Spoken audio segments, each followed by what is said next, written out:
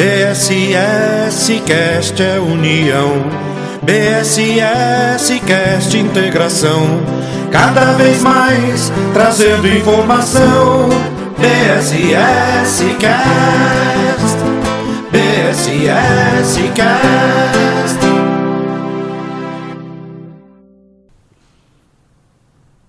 Oi, gente, começa agora mais uma edição do BSS Cast. É muito bom estar aqui com vocês novamente. Eu sou a Natália Mota. Eu sou o Edson Filho.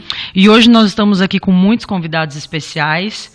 E eu vou começar apresentando e agradecendo o Geraldinho. Muito obrigada pela sua participação aqui conosco mais uma vez. Olá, pessoal. É uma alegria participar, sempre. Está aqui conosco também Lourenço Peixoto. Lourenço, muito obrigada pela sua participação conosco novamente. Pelo convite. Maurício Cisneiros também está aqui com a gente novamente, já fez um podcast aqui com a gente do BSS, do Broad Spirit Society. O Maurício, ele é o presidente do Spirit Society of Palm Beach, certo, Maurício? Obrigada pela sua participação. Obrigado a vocês pelo convite. Ionara Rocha, que vocês já conhecem também. Ionara, obrigada pela sua participação. É um grande prazer. E o Renato Delia, que também é da nossa casa, do Broad Spirit Society. Renato, muito obrigada pela sua participação aqui conosco hoje, novamente. Mais uma vez eu que agradeço. Obrigado. A última vez que Geraldinho esteve aqui, nós falávamos sobre as obras de André Luiz, e hoje nós vamos dar continuidade a esse projeto, que é a obra de André Luiz, na visão dos espíritos de Emmanuel e Neio Lúcio. Já falamos do Nosso Lar, já falamos dos mensageiros, e hoje vamos falar um pouquinho dos missionários da luz, né, Geraldinho? Eu já te passo a palavra para começarmos aí esse bate-papo tão interessante. É muito legal, né, a gente pensar nesse projeto espiritual de grande monta, de grande importância, que foi a materialização da obra de André Luiz no mundo físico. Em novembro de 1944, o Chico psicografou a mensagem de Emmanuel, em que o próprio Emmanuel, em se referindo ao processo da materialização dos livros de André Luiz, vai dizer assim: estabelecer a média do que deve ser dito, com as possibilidades gerais de todos aqueles aos quais o trabalho se destina, é serviço que se efetua depois de muitos exames, sugestões, retoques do assunto e várias discussões. Olha só que interessante, né? Mostrando para nós que o trabalho de André Luiz não foi um trabalho pronto, que o Espírito veio, pegou o médium, Chico Xavier, e escreveu o que bem quis. Não.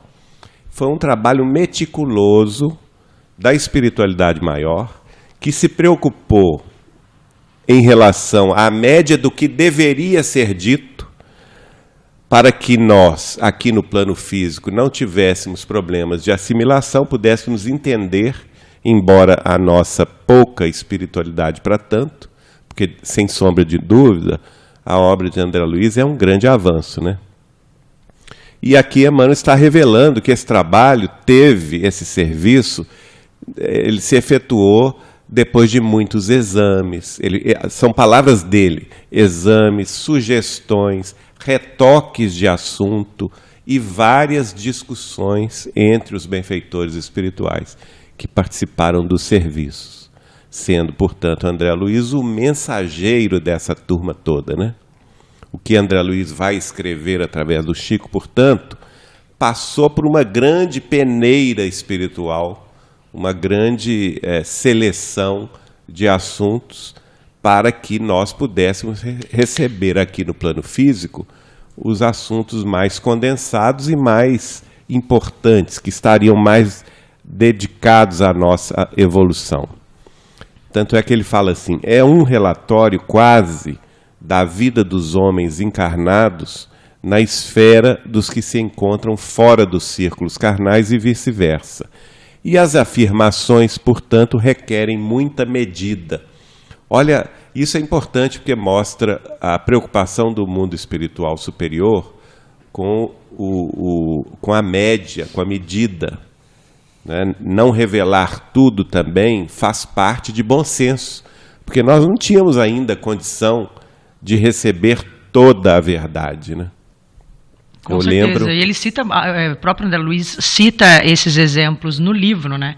Que às vezes ele tem dúvidas do que está acontecendo no livro, e o próprio instrutor Alexandre, né, no livro cita para ele, porque ele ainda não tem que saber tudo. Então, isso acontece regularmente na nossa vida. E isso o livro Os Mensageiros, antes dele, Nosso Lar e os Mensageiros, foram como que um preâmbulo. A gente vai ver o próprio Néio Luz falando isso, a respeito disso. E Missionários da Luz já é um degrau de compreensão mais avançado a respeito da mediunidade, a respeito do intercâmbio entre os planos da vida. E a respeito da reencarnação também. Também, né? Que aquele capítulo que fala da reencarnação de Sigismundo, né? É simplesmente fantástico, né? Dá os detalhes de como acontece o processo da reencarnação, que foi realmente uma revelação. Não tinha se ouvido falar nisso, né? Na questão do... Porque às vezes a gente acha que o processo de reencarnação é apenas um processo mecânico, né? Mas claro que vai variar de um espírito para o outro, mas foi notável realmente ele trazer esses detalhes do processo reencarnatório. Ele dá detalhes desse modus operandi da reencarnação do ponto de vista físico, né? Uhum.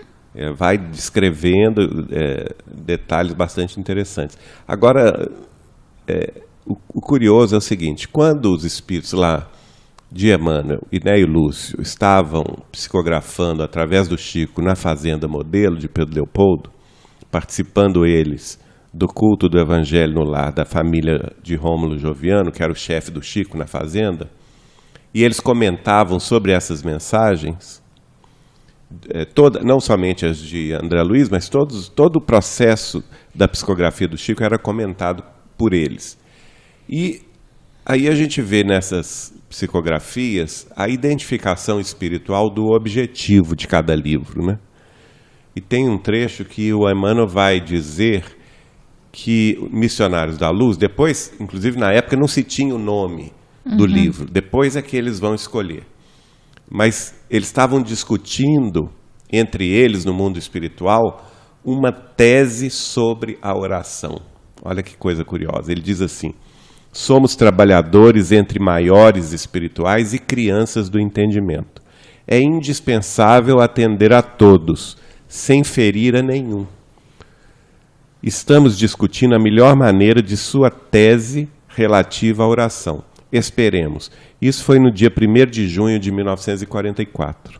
Logo depois começa o Chico a receber o livro Missionários da Luz. Então, portanto, o Missionários da Luz, se a gente for pensar em termos de foco, o foco dele é a tese do valor da oração.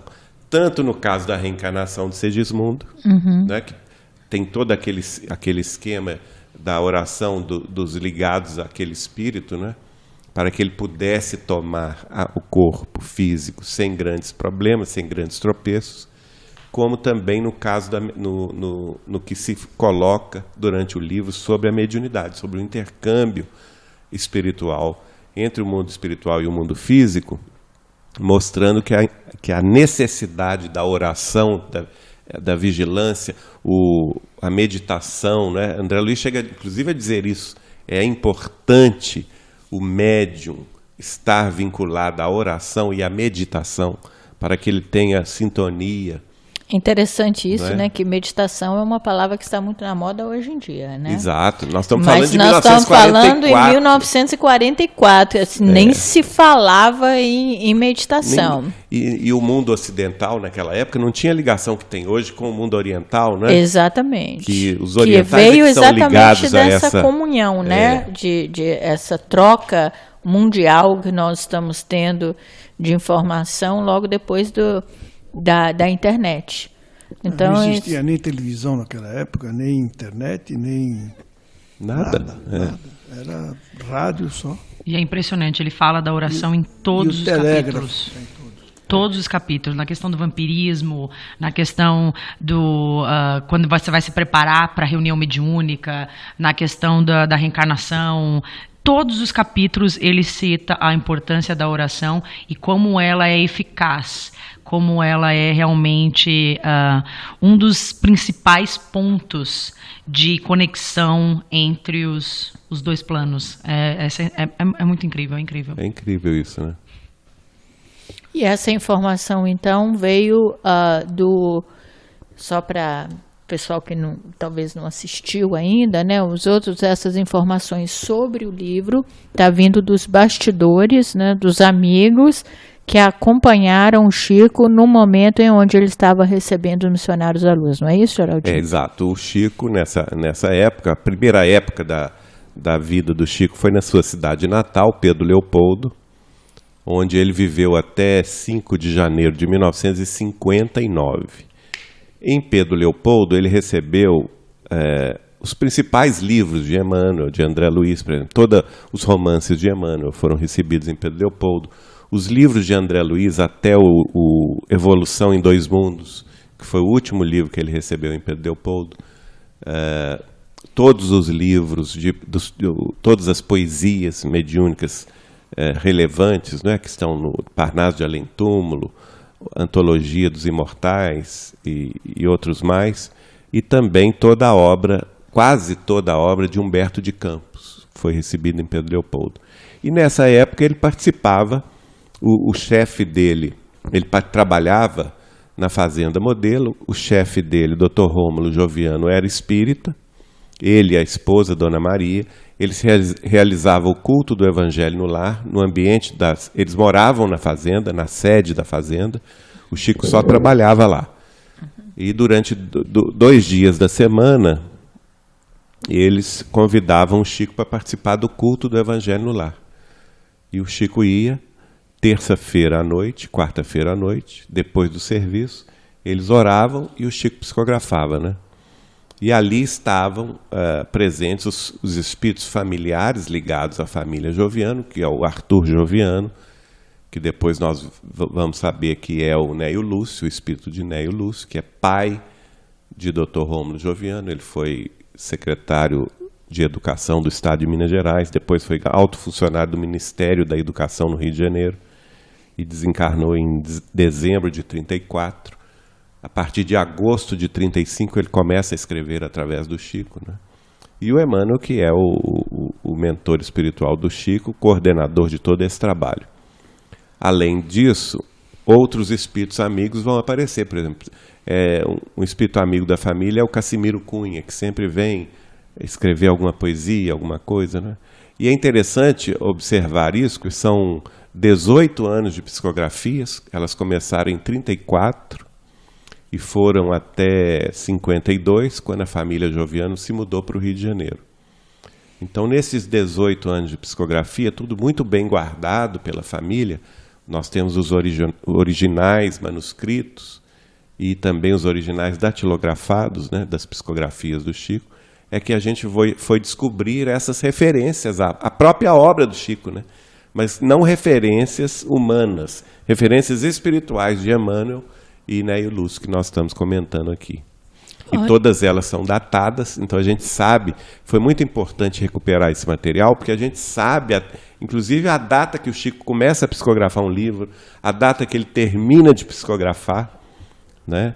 A gente pode recompor toda a história da psicografia do Chico em Pedro Leopoldo até 1952, através desses informes. E, Geraldinho, essas informações, por exemplo, o Chico recebia parte desse livro também na Fazenda? Ou ele recebia apenas mensagens que ele se referia ao livro? Não, todos esses livros foram recebidos lá, no ambiente da Fazenda, mas não no culto. No culto ele recebia essas mensagens destinadas à família Joviano, nas quais o Chico comentava, os espíritos, através do Chico, comentavam o próprio trabalho que estava sendo realizado por ele depois do serviço.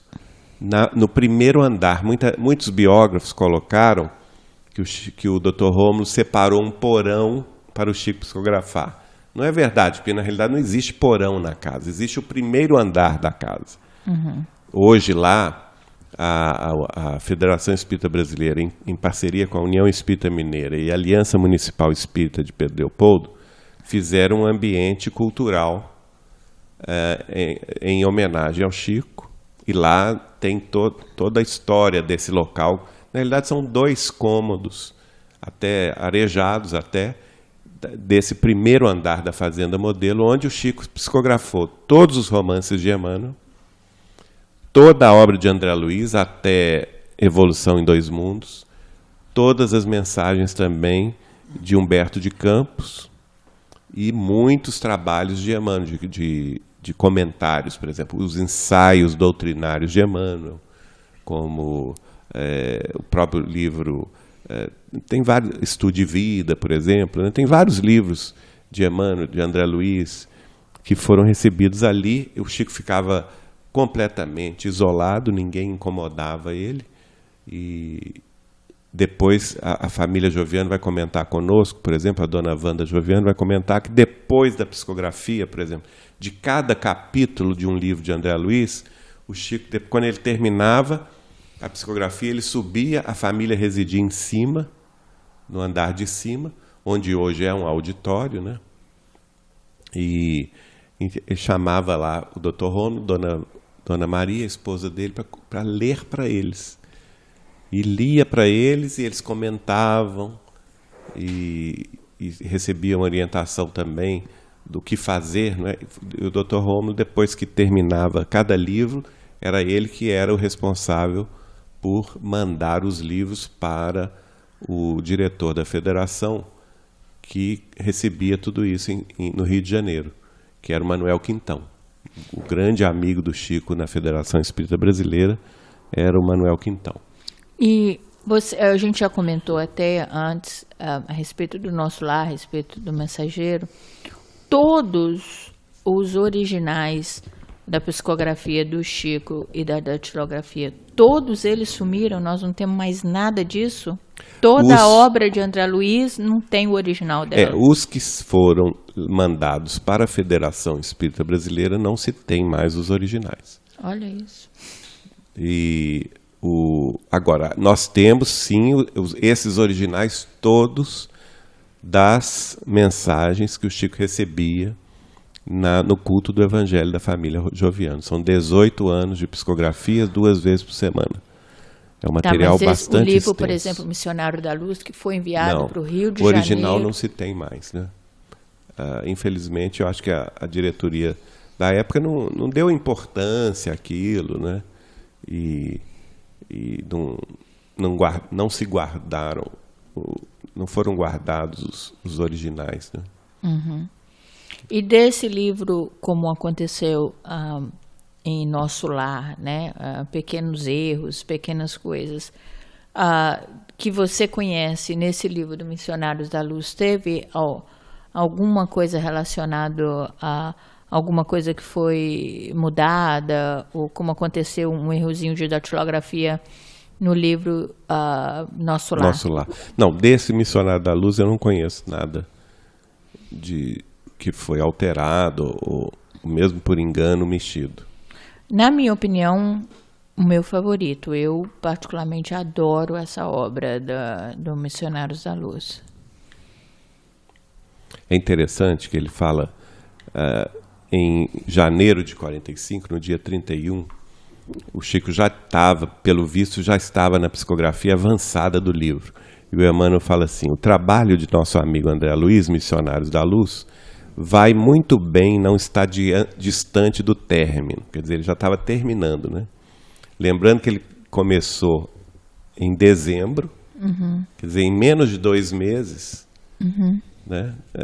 O Chico já estava bem avançado nessa psicografia.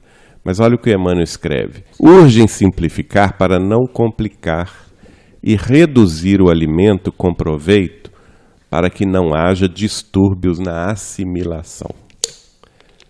Então, olha o cuidado da espiritualidade maior, né, gente? Conscientes de que eles estão antecipando verdades fundamentais para nós, como que tudo foi escrito com muito cuidado, né? Porque se revelasse demais naquela época, em 1944, podia jogar todo o trabalho no lixo. Mas você falou de alimentação na obra de Missionários, tem uma parte que, não sei se é uma mulher, mas lá fala que ela come demais. E a médium, né? A médium come demais, se alimenta muito, e lá vê os vermes que estão no estômago, em todos os órgãos derivados, né? Cita os dois lados, na verdade, né, no missionário. Cita o médium que não cuida da alimentação e cita o caso da médium, que ela até um glutona, pouco, né? O marido dela tenta vetá-la, né, e ela é uma médium responsável que cuida da alimentação e cita todo o processo e todo o cuidado que ela tem antes das reuniões. Então, o livro Missionários da Luz realmente é um livro bem...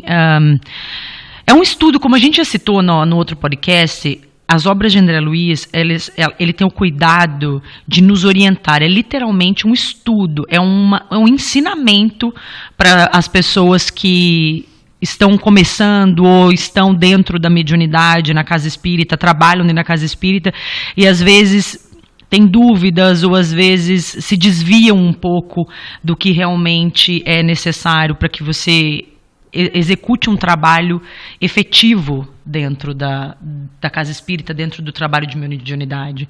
Então foi isso que eu senti do livro Os Missionários da Luz. É um livro completamente educativo. A gente citou isso, inclusive, né, no podcast anterior, que a gente falou muito dos mensageiros, que é você até citou o termo, eu comentei que seria uma enciclopédia e você usou... Não, eu vou falar. Na verdade, não é um estudo, é um tratado. Tratado, exato. Eu estava tentando aqui lembrar o termo que você citou no outro podcast. É um tratado impressionante. Se você pegar toda a obra de André Luiz, você pode classificar ela toda como um tratado. O que é um tratado? O tratado é um estudo mesmo mais aprofundado a respeito de um tema, não é? Então, e nesse caso, é um tratado científico espiritual. Por quê? É um tratado sobre a mediunidade, sobre a influência dos espíritos em nossa vida e sobre o intercâmbio espiritual, não é? Mental, que há constantemente entre nós no plano físico e os diversos planos espirituais. Antes, você só tem um tratado sobre isso, que é o Livro dos Médiuns, de Allan Kardec. É o único. Antes do Livro dos Médiuns não existia nada sobre o assunto. Tudo ficava no campo do maravilhoso, do fantástico, do sobrenatural. Kardec é o primeiro a se preocupar cientificamente com esse processo da mediunidade, e por isso mesmo ele pesquisa e estuda, e vai publicar o Livro dos Médiuns, que se torna o primeiro tratado sobre esse assunto. Só que o Livro dos Médiuns, ele também tem suas limitações. Por quê? Porque ele não entra em detalhes. Isso é que é importante. Ele fala os fundamentos, mas do ponto de vista de como se processa a mediunidade, como se processa a influência dos espíritos em nossa vida, o mecanismo pela qual isso é materializado de fato, né? Qual que é a reação, por exemplo, dos espíritos desencarnados diante de nós, de nossas faculdades mediúnicas, de nossos problemas, como eles nos auxiliam, né? A partir de que maneira também esse contato se estabelece, e daí a razão do livro Missionários da Luz, se é uma tese relativa à oração, porque pela oração, pelo pensamento, os contatos se estabelecem. Então, é somente na obra de André Luiz. Ela vai descortinar, livro após livro, nos 16 principais livros, esses degraus que vão nos levar a uma compreensão mais alta sobre o assunto. E também, Geraldinho, isso é uma opinião pessoal, eu acho que os livros de André Luiz, em geral, ainda são muito mal compreendidos. Porque as pessoas se prendem às historinhas, né? Eu ia citar isso. Aí é falar de uma historinha aqui, de uma historinha ali, e não conseguem ver os ensinamentos que estão nas entrelinhas, né, disso. Por exemplo, no livro do Missionário da Luz, quando eles tentam provar, né, quando a espiritualidade maior, André Luiz, o mesmo Emmanuel, todo mundo que tentou trazer essa tese da oração, né? Você quase não percebe isso dentro dos livros se você não prestar muita atenção nos detalhes. E o maior problema que se tem hoje dentro de uma reunião mediúnica é exatamente a falta de capacidade do médium de orar e de meditar. Eles não conseguem. E aí o que acontece? Porque você tem um detalhe, você não vai conseguir ser médium efetivo se você, durante a sua vida, durante a semana e tudo, você não tem esse hábito. Porque não basta você chegar no ambiente da reunião, no centro espírita, e ligar o switch lá, falando, agora eu sou médium. Agora eu sou médium. Não tem condição. Até porque você vê que existe muita criação mental do próprio médium. Por quê? Porque ele não sabe calar a mente. Né?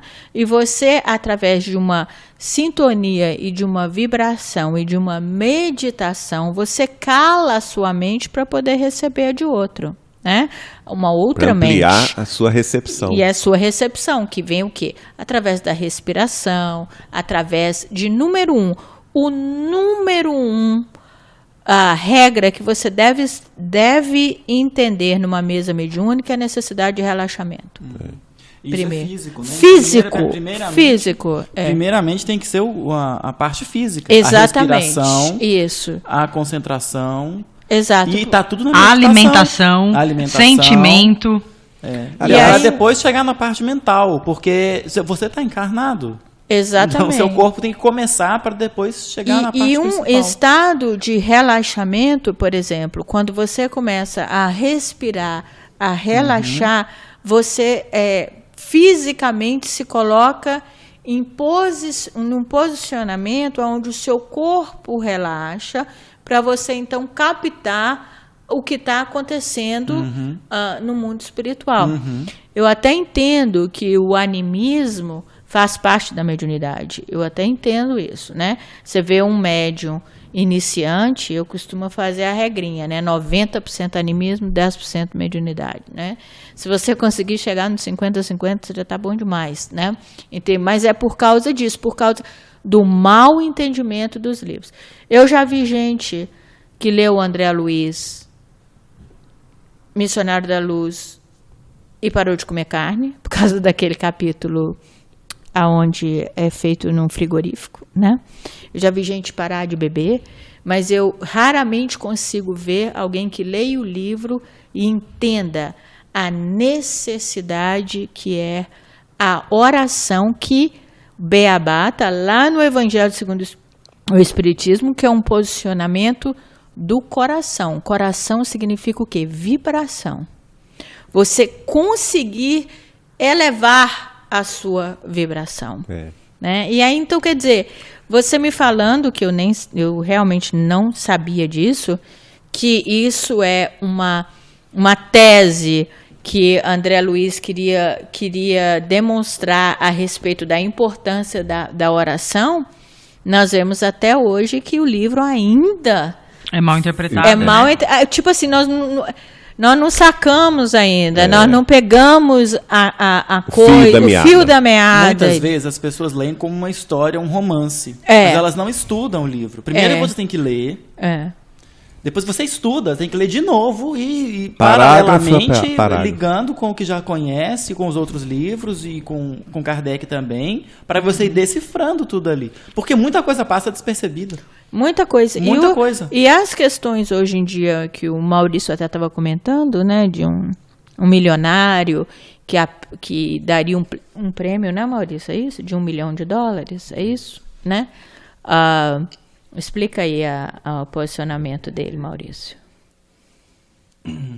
Não, que tem uma organização nos Estados Unidos que eles oferecem $1 milhão para quem comprovar que a espiritualidade ou sobrenatural, que eles chamam muito de sobrenatural, essas questões espirituais, se comprovarem para eles cientificamente que isso existem, né? E essa organização existe até hoje. Uhum. E aí você vê o quanto que, se nós não atentarmos à ideia da mediunidade, né, e conseguir desenvolvê-la de uma maneira, eu não vou dizer correta, mas legítima, com menos influência do animismo possível, né, é uma coisa que a gente ainda tem que almejar. Não é achar que a gente vai montar uma reunião mediúnica ali, está todo mundo ali fazendo aquela mediunidade mais ou menos, e a gente está precisando estudar mais a mediunidade. Eu acho, está precisando entender mais, está precisando praticar mais os exercícios, a saber orar, gente, o espírita, o religioso em si mais, né? Está com dificuldade de orar, ora pelo mental, ora pela boca apenas, não eleva a vibração. Eu acho que você tocou num ponto essencial, Ionara, porque a gente é muito amigo e a gente tem um carinho muito grande por ela, uma madre superiora da Igreja Católica, que é a irmã Aila Pinheiro, que dirige a congregação lá, uma congregação religiosa em Fortaleza, no Ceará. E ela é uma pessoa extraordinária, que tem uma cabeça extraordinária, muito aberta para conhecer o Espiritismo, para conhecer a obra de Chico Xavier, a obra de André Luiz, é leitora assídua da obra de André Luiz, né? Gosta muito da obra de Chico, e a congregação dela chama-se Nova Jerusalém. Ela ampara as mulheres na África e no Ceará, principalmente as mulheres que sofreram algum tipo de violência. E ela faz palestras, já esteve várias vezes em Belo Horizonte, já esteve em Pedro Leopoldo, na casa de Chico Xavier. Ela, naturalmente, que o foco dela é mais o Evangelho de Jesus, como o nosso também deve ser, não é? E é curiosa sobre os assuntos relativos à mediunidade de Chico Xavier, a obra de André Luiz, a obra de Emmanuel. E, por causa disso, ela passou a falar muito, fazer palestras em centros espíritas do Brasil inteiro. Viaja o Brasil inteiro falando em centros espíritas. Agora mesmo, hoje, eu recebi um WhatsApp dela que ela está seguindo para Campo Grande, para falar lá em Campo Grande, no Mato Grosso do Sul. E quando ela esteve, às vezes que ela esteve conosco, já até gravamos podcast com ela, lá no Recordando Chico Xavier e no portal Saber Espiritismo, ela comentando conosco, ela conhece muitos de nós espíritas, né, as nossas organizações espíritas. Ela fez uma crítica que eu acho muito válida, porque alguém de fora talvez enxergue uma visão diferente, muito bem o que nós custamos a enxergar, né? E a crítica dela foi nesse aspecto. Vocês espíritas, na observação dela, ela falou isso conosco. Vocês espíritas são extraordinários na organização de tarefas de caridade, de tarefas sociais, a organização do centro espírita e tudo. Vocês vamos dizer assim, se unem para o trabalho, vocês são muito trabalhadores. Eu vejo vocês também muito ligados ao livro, ao estudo, mas eu não vejo os espíritas orando. Eu não consigo ver vocês orando mesmo. Vocês não têm o hábito de oração. Olha, e a crítica dela vai exatamente no foco desse livro aqui. Falando isso, que mediunidade sem oração é muito difícil de se obter algum fruto bom, né? Porque você, no máximo, pode obter muita coisa no campo do animismo, pela falta de preparo dos médiuns. Uhum. Não somente a falta de preparo no campo mental, que é o caso da oração, porque a oração é o seguinte, é o pedido de socorro que nós temos que ter, nosso olhar para cima, pedindo apoio espiritual para as nossas lutas na Terra, as nossas tarefas na Terra, mas confiantes de que o apoio vem. Então basta, qual que é o nosso esforço? O nosso esforço é somente esse, de bater na porta, né? De buscar, e nós não estamos fazendo isso. Ou se estamos fazendo, está uma coisa mecânica. Muito mecânica. Mas aí é não fazer. Exatamente. Não está sendo uma coisa aonde, porque tem gente que fala assim, acho engraçado que até uma irmã minha falava assim, Ionara, eu não oro, por quê? Porque Deus sabe tudo que eu preciso. Então, nessa eu falei, uau. Então, a gente tem esse conceito da oração, né? Mas a oração, ela é um instrumento maravilhoso para você elevar a sua vibração. Exato. É essa coisa. E você não consegue elevar a sua vibração usando apenas o seu processo mental e usando apenas palavras. Você tem que fazer uma entrega. E se entregar. Exato. E quando você se faz essa entrega é uma entrega que você tem essa certeza que você disse, né, de que o apoio vai estar, mas você ao mesmo tempo se entrega a esse apoio, né? Então essa sua vibração no princípio da reunião mediúnica você está vibrando em 1.0. Depois da oração de se preparar, a sua vibração deveria estar no 4.0. Exatamente. Né? Que o seu sentimento. Seu sentimento a sua está vibração. Sendo colocado à disposição da espiritualidade. Exatamente. E aí vem uma coisa interessante. Porque está lá numa das cartas de Paulo, que agora eu não vou me lembrar o versículo e o capítulo, mas é exatamente isso. Ele vai comentar o seguinte, que a frutificação, né? O florescimento e a frutificação é de Deus. Nós temos que semear. Né? Então, qual que é o nosso papel? No caso da mediunidade, nós temos que ter, sim, sintonia, através da oração, da meditação constante, do hábito da oração, do hábito do amor fraterno, que isso também é oração, né? Da caridade, do trabalho comunitário.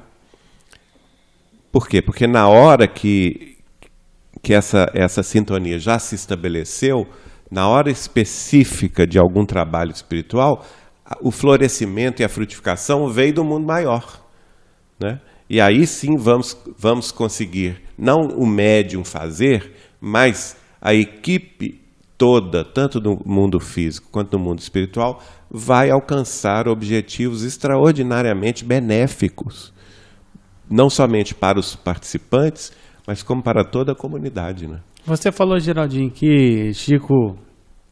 Você falou que Chico orava, você uma vez falou no podcast, se não nesse nosso que a gente já fez com você, que Chico orava pelo vizinho.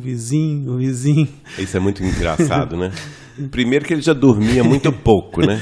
Que ele ia deitar às 5 horas da manhã e acordava às 6, 1 hora de sono por noite.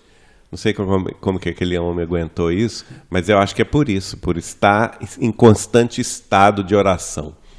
E ele um dia me contou que ele deitava e começava a lembrar, por exemplo, de Pedro Leopoldo, de uma rua que ele conhecia todo mundo que morava nessa rua, né? Então ele começava a orar por uma casa, aí lembrava o drama daquela família, lembrava um por um o drama que a pessoa tinha vivido e tudo, e orava por eles, né? Aí passava para a casa seguinte, e assim ele ia na rua, seguindo a oração na rua, né?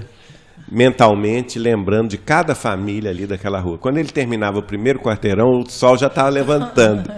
Então já estava na hora de levantar e a vida seguia. Mas olha, se você pensar nisso, né, do que ele pensava, você vê até porque que ele dormia pouco, né? Porque provavelmente ele se elevava. Né? E havia um processo de relaxamento muito grande, né? Onde ele se conectava com essas famílias para fazer isso, né? E eu acho que falta aos médiuns isso. Sentou na mesa mediúnica, olhe bastante para a sua vibração. Na hora que você começou a trabalhar, a sua vibração tem que estar mais elevada. Pois é, mas aí antes dele entrar no centro, não, aí tem ele já tem que estar com esse hábito. Um exercício. Exercício. Diário. Exercício diário. Por quê? Porque tem até um exercício que você faz, né, dentro da mediunidade, que é um exercício de relaxamento, que você não tem meia hora para fazer isso todo dia, mas se você tem o hábito de fazer isso, você consegue em 10 minutos. Você consegue fazer o que realmente você tem o costume de fazer. No princípio vai te demorar meia hora, né? E depois passa a ser 10 minutos, 5 minutos, 3 minutos. E o livro vai falar também não somente desse aspecto, mas é como a Natália lembrou, a questão da alimentação. Né? O André Luiz é muito cirúrgico nesse aspecto, né? Dizendo da importância do organismo físico do médium estar equilibrado no dia da reunião.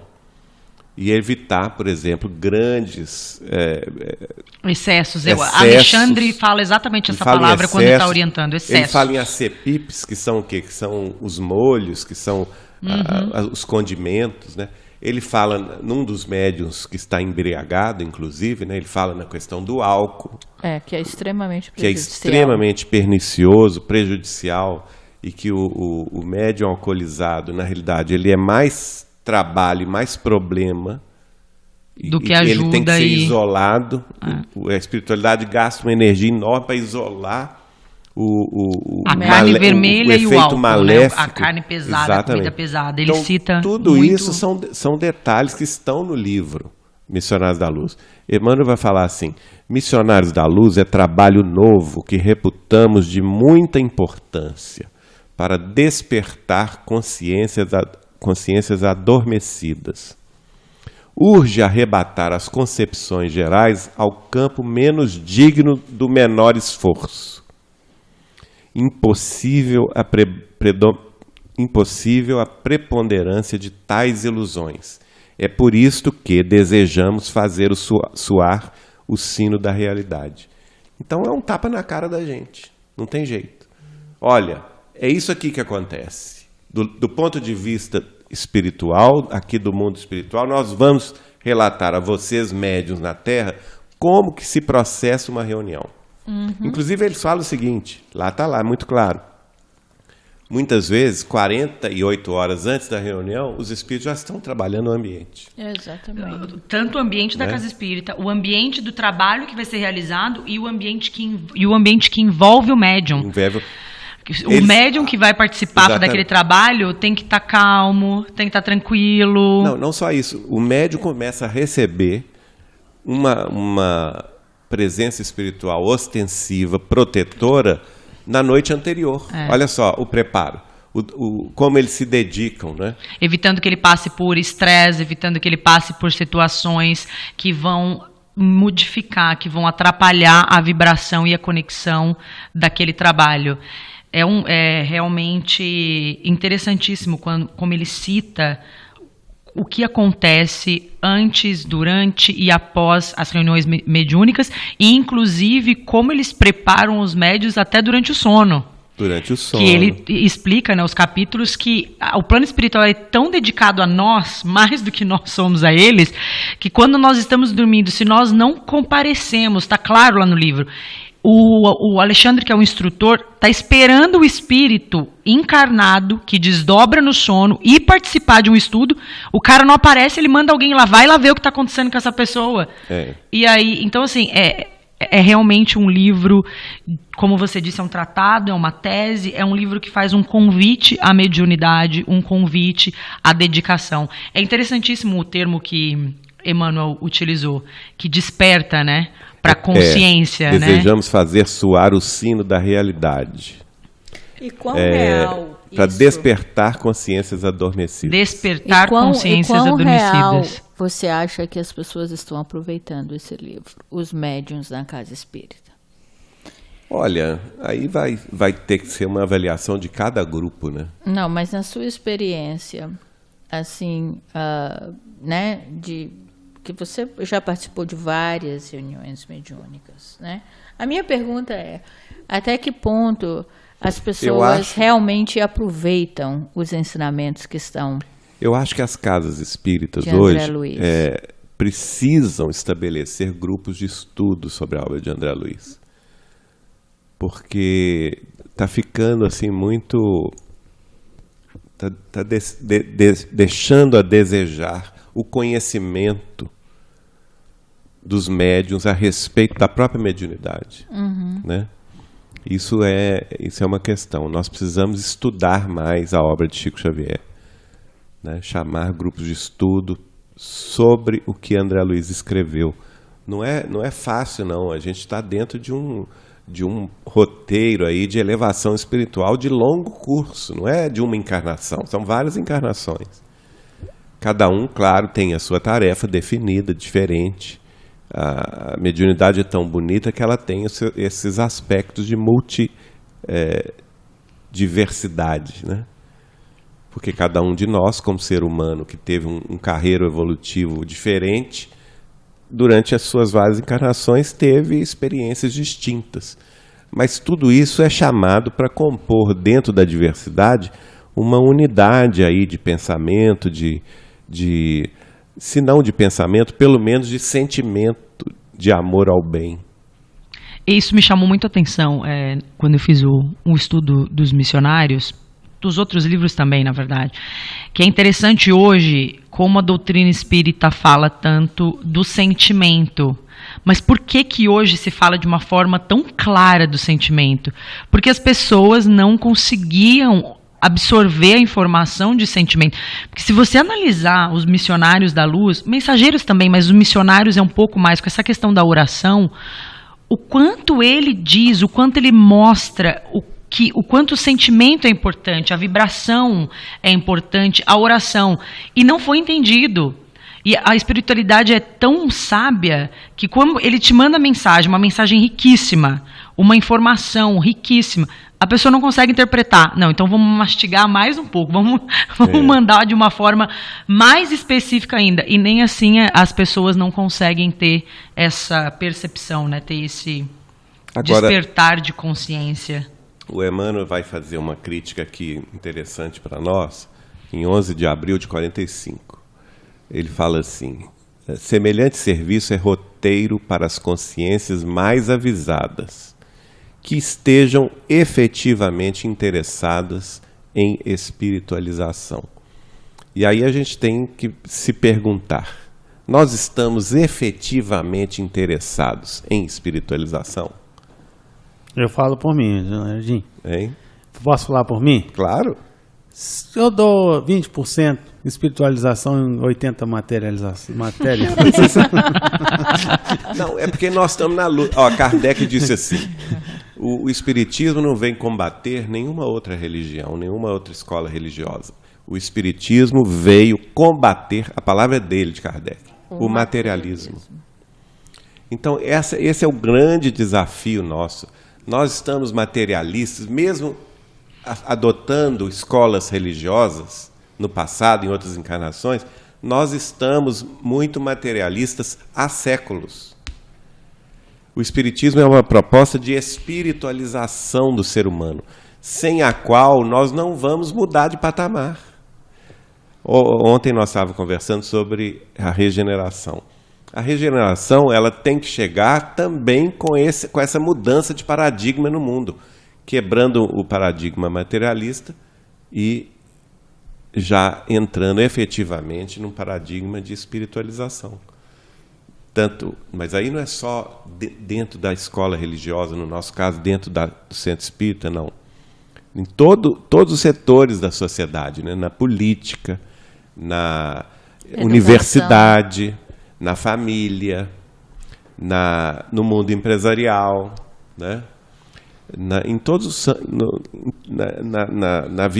no serviço público.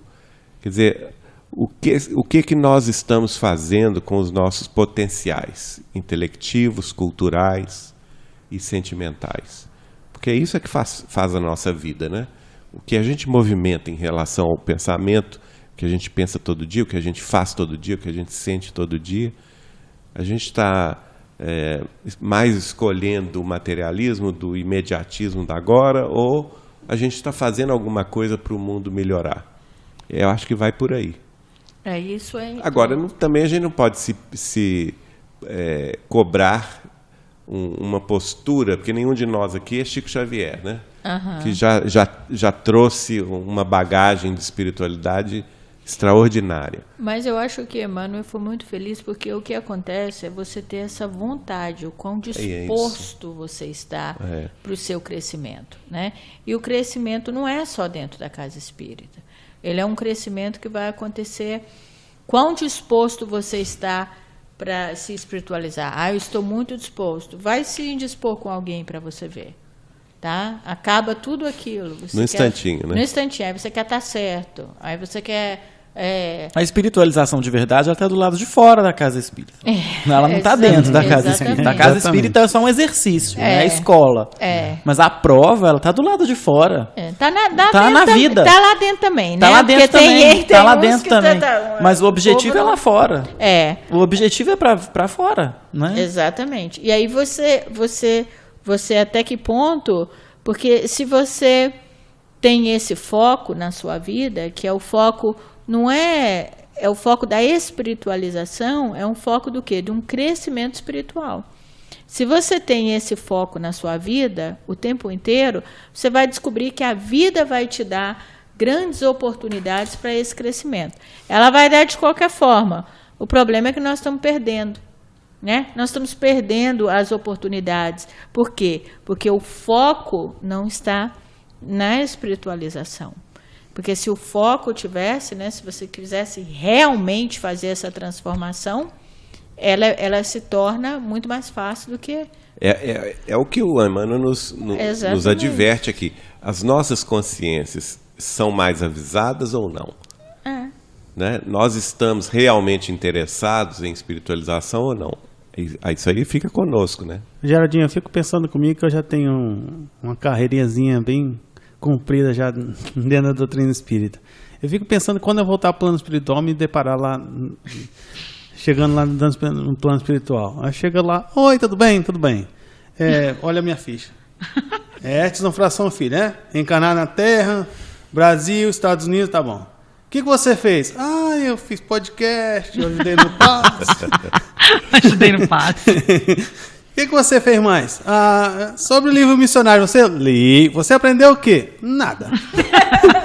Não, mas você não vai dizer isso, né? Ele não vai nem precisar dizer, né? A pessoa já vai saber. A ficha já está pronta, ninguém vai te perguntar. Ninguém vai te perguntar, não, fica tranquilo. A situação que é o pior. Porque ali não vai ter mais a nossa consciência, né? Dizendo o nosso desculpismo, né? Querendo colocar. Não, já perdeu tempo. Como a Ionara citou no outro podcast, né? Quando Jesus te perguntar por que você não fez, o que você vai responder? A questão é a seguinte, a gente nós somos religiosos não da agora, né? De séculos. E nós temos um processo que se chama que a gente pode chamar de atavismo religioso, que é o quê? Que é o apego a fórmulas do passado.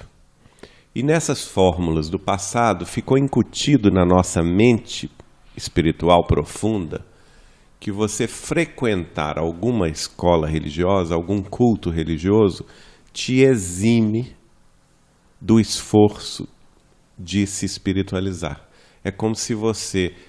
e isso a gente vê no movimento espírita, algumas casas assim, em que as pessoas, a frequência não são realmente de pessoas interessadas em crescer espiritualmente, mas interessadas para ir lá no grupo espírita, se abençoar, né? Se abençoar, e aí elas incorrem num erro que também é repetição do passado, que é o quê? Endeusar o médium ou palestrante espírita, como se eles fossem os sacerdotes do passado, né? Exatamente. Então são pessoas assim extraordinárias, e o que ele falou, tá tudo certo, acabou, e são pessoas santas, porque está lá na frente falando do Evangelho ou da doutrina espírita, né?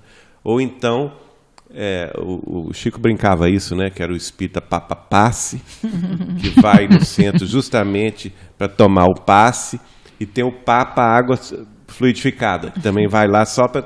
Que no fundo ele está repetindo que a água benta da Igreja Católica, é ou não é? A bênção. Eu já vi gente fazendo o sinal da cruz quando entra no centro espírita. Para receber o passe também. Entra no centro espírita, faz o sinal da cruz. Então, isso é muito... Uma vez, tem uma cidade, não vou citar o nome não, porque a gente pode cometer injustiças, né? Tem uma cidade no interior, muito grande, inclusive, e eu nunca me esqueci disso, que eu como palestrante, fui fazer uma palestra lá. E eu me senti muito mal depois da palestra. Por quê? Porque eu tive a sensação de que não adiantou nada eu ter ido lá falado 1h30 sobre um tema que foi escolhido pela casa. Por quê? Eu cheguei, o centro enorme, cabem 600 pessoas, para vocês terem ideia. A palestra ia começar às 8h da noite. Às 7:55 não tinha ninguém. Tinha meia dúzia de pessoas na casa espírita. Aí eu falei, puxa vida, não tem ninguém aqui. Às 8h tinha 600 pessoas dentro da casa espírita e gente, todo mundo sentado e gente ainda em pé. Uau. Numa velocidade, parece que todo mundo chegou naquela hora específica e entrou, sentou. Ouviram a palestra, depois de 1h20, levantaram-se, todos foram embora em 5 minutos. Eles foram tomar o passe. Então, eu vi lá. Na verdade, eu fiquei naquela sensação de que não sei se eu fui efetivo, né? Foram marcar ponto, né? Vou ao centro espírita para ouvir palestra, tomar o passe, tomar água fluidificada e vou embora para casa. É a missa da Igreja Católica dentro do centro espírita para eles. Então, e para algumas pessoas, a reunião mediúnica também é isso. Também funciona assim. Aí eu lembro do Chico comentar conosco, por exemplo, que ele dizia assim, olha, a gente observa se a casa espírita está sendo efetiva no seu trabalho, quando depois que termina a reunião, existe um congraçamento entre os participantes, em que as pessoas têm prazer de conversar, de se relacionar e trocar impressões, né? Isso o Chico Xavier observava, hein? Olha só. Mas isso aí é muito verdadeiro, né? A questão do atavismo, né? De como nós vemos a religião.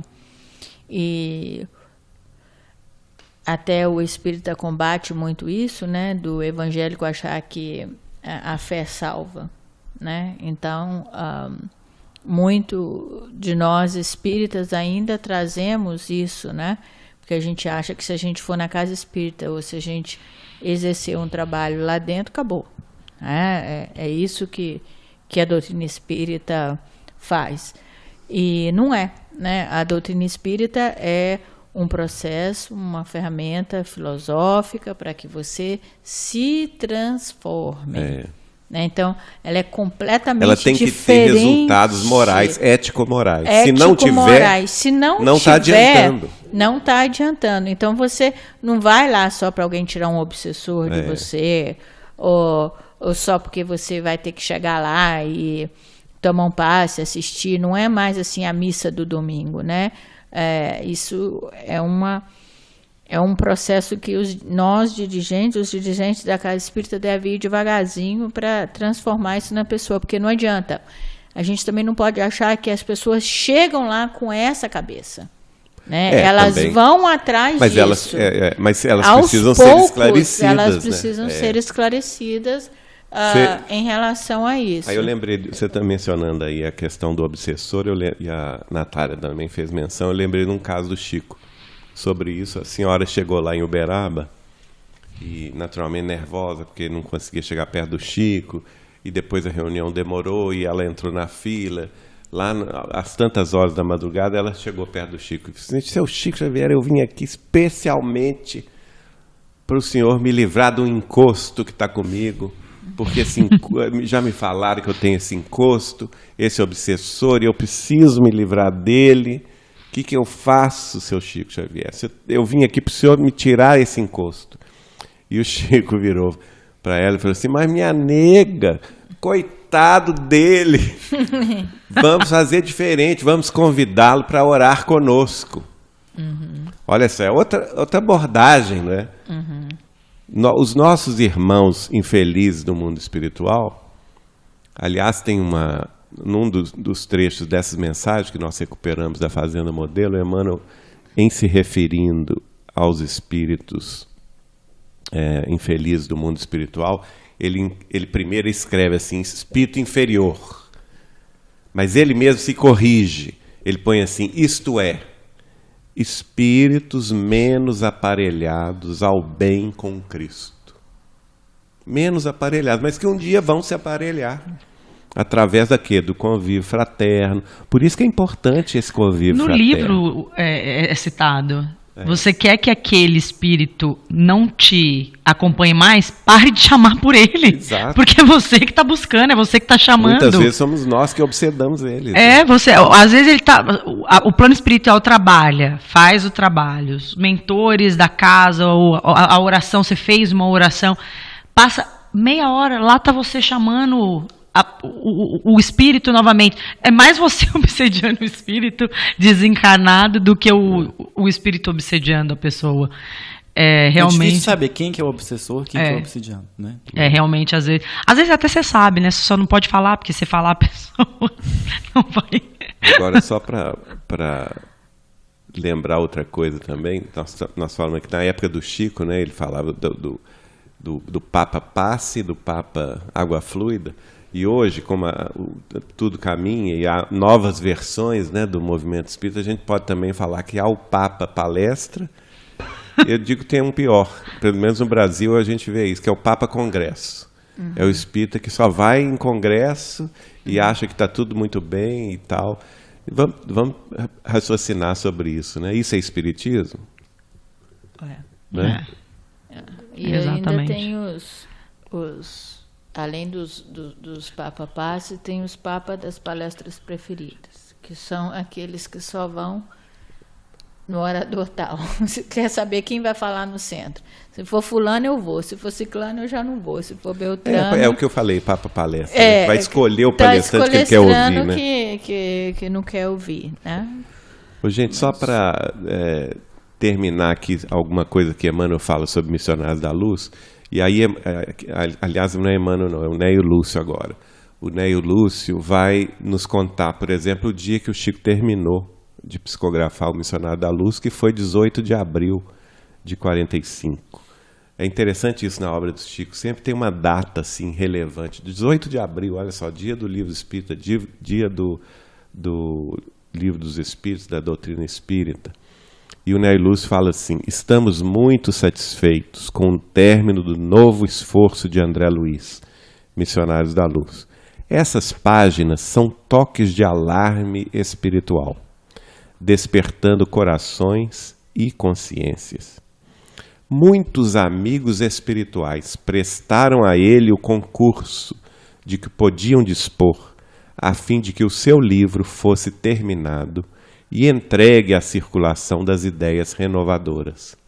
Com tempo, observarão vocês as vivas claridades que jorram dessa fonte.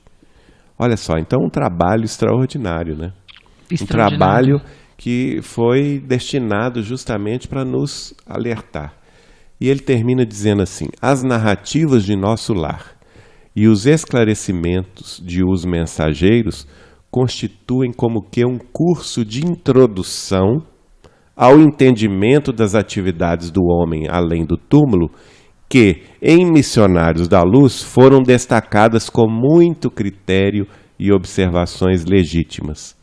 Vocês observarão que extraordinários caminhos se desenham para o pensamento, abrindo-lhes esferas novas de serviço salvador. Isso, para mim, é muito importante. Por quê?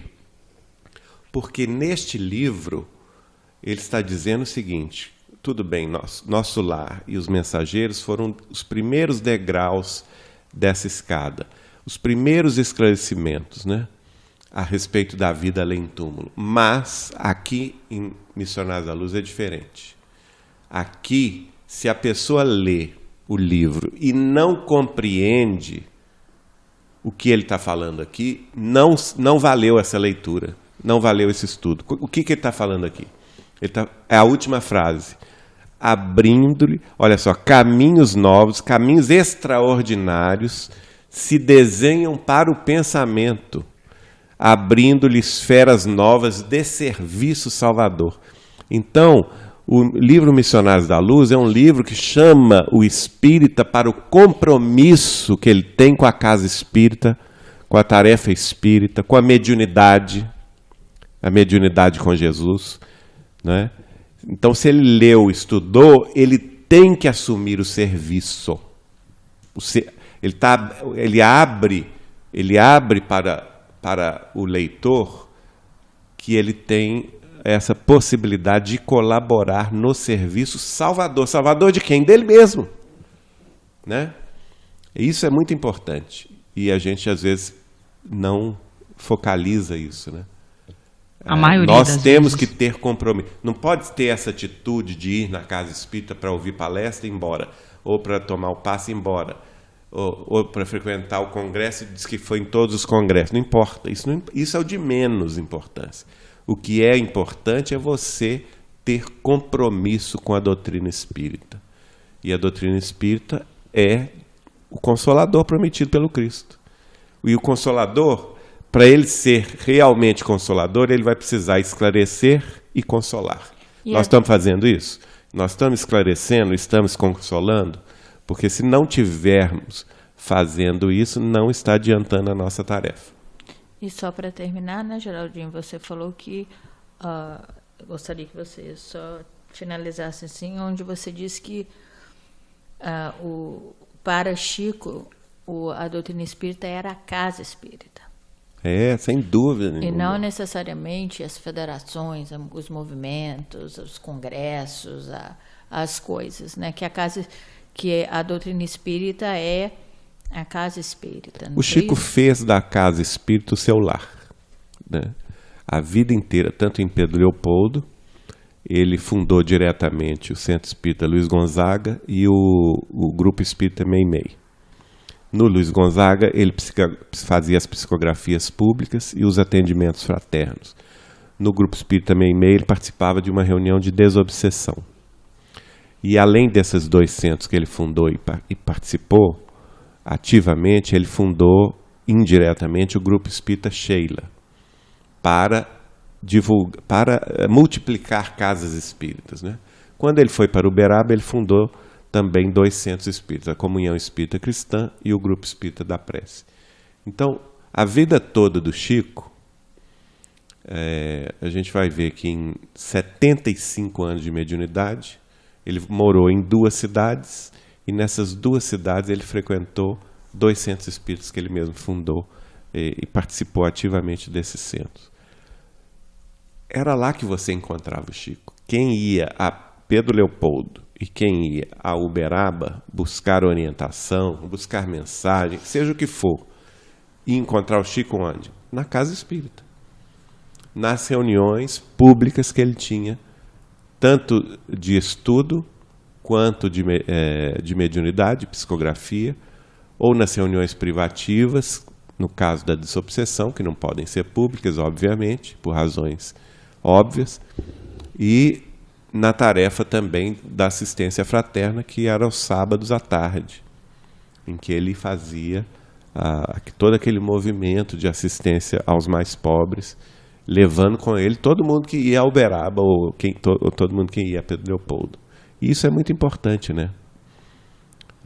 Ele nunca foi muito ligado a essa questão vamos dizer assim, da organização do movimento espírita. Ele nunca aceitou isso muito bem, não. Ele sempre manteve-se de forma independente.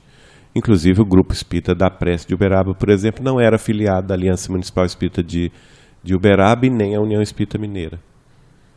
E muito embora o Chico, nessa ocasião, tivesse excelentes relações com a União Espírita Mineira. Dona Neném Aluoto, por exemplo, presidente durante 33 anos, Martins Peralva, ele tinha excelentes relações com eles, mas ele queria manter-se independente. Para ele, o trabalho espírita era o trabalho da casa espírita. Né? Exatamente. É impressionante. Realmente é um estudo excelente. É brilhante. Vamos usar um outro adjetivo, né? É brilhante. todo o trabalho, o tratado e as obras. E foi realmente incrível, mais uma vez, continuarmos com esse projeto. Quando você estiver aqui novamente, já lhe solicitamos mais uma vez para continuarmos com esse estudo, né, com esse projeto que é tão importante para a gente, tão rico em informação. Bem, esse foi o nosso programa de hoje. Eu quero agradecer a presença de todos, então agradecendo aí ao Renato pela sua participação. Muito obrigado, Renato Delia. Mais uma vez eu que agradeço. Ionara Rocha, obrigada pela sua participação. Obrigada a todos vocês. Maurício, muito obrigada pela sua presença e pela sua participação. Maurício Cisneiros. Lourenço Peixoto, muito obrigado por estar aqui com a gente. Foi um prazer. E Geraldinho, mais uma vez, muito obrigada pela sua participação. E se vocês, os convidados, Maurício e Geraldinho, quiser deixar os contatos de vocês, da Casa Espírita, nome, site, por favor, sintam-se à vontade. É uma alegria participar mais uma vez aqui com vocês. Nós estamos lá na Casa de Chico Xavier, em Pedro Leopoldo. Temos a alegria de anunciar o site novo, que é www.casadechicoxavier.com. Tá lindo o site, parabéns pelo projeto, tá incrível. Estamos lá também com o portal Saber Espiritismo, que é o www.saberespiritismo.com, e o site da Vinha de Luz Editora, que é o www.vinhadeluz.com.br. Muito obrigada. Maurício, quiser deixar o site da Casa Espírita aqui na Flórida, que o Maurício também é presidente de uma Casa Espírita aqui na Flórida. É um dos trabalhadores, né? E nosso site é bem fácil de lembrar, é kardec.com. E estamos aí para ajudar ou responder quaisquer perguntas àqueles que quiserem nos contactar. Muito obrigada. Eu sou a Natália Mota. Eu sou o Hertzson Filho. E até a próxima.